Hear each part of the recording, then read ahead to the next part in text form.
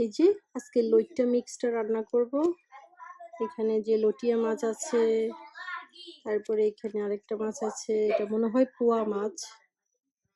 তারপরে এই যে আরেকটা, সো এখানে মিক্স, ওর সাথে একটু চিংড়িও আছে। এই যে, সো এই যে মিক্স মাছটা, তারপরে এই যে আরেকটা মাছ। আমি অনেকগুলা, এই ছোট মাছের অনেকগুলোর নাম জানি না, বাট এগুলো খেতে অনেক মজা। আর ক্লিন করতেও কষ্ট, অনেক ঝামেলা, আর তারপরে করি, আমার খুব পছন্দ ছোট মাছ, তো এই জন্য করা হয়। আর এই যে কিছু লটিয়া মাছ অনেক বড় আছে, কিছু ছোট। সো এই যে কাটাকাটি করতেছি, আর কি করব আজকে দেখি। তারপর মাছটা ভালো করে ধুয়ে নিলাম। আর ছোট মাছ তো আমি সবসময় সরিষার তেলেই রান্না করি, আর সরিষার তেলে রান্না করলে আমাদের দেশের একটা ফ্লেভার আসে, যেহেতু এই মাছগুলো ফ্রোজেন মাছ।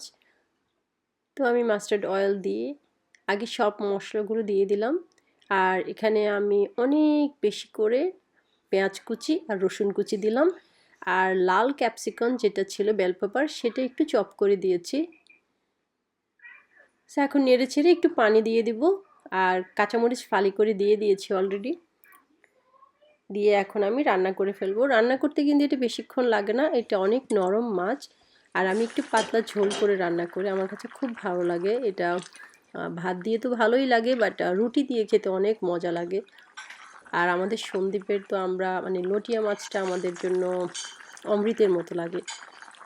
তো এটা জাস্ট একদম সিম্পল রান্না করা। এটার মধ্যে এখন বেশি করে ধনেপাতা কুচি দিয়ে দিব, দ্যাটস ইট। ওকে, সবাই ভালো থাকবেন, আল্লাহ হাফেজ। আর কার কার এই লটিয়া মাছ পছন্দ কমেন্টসে জানাবেন।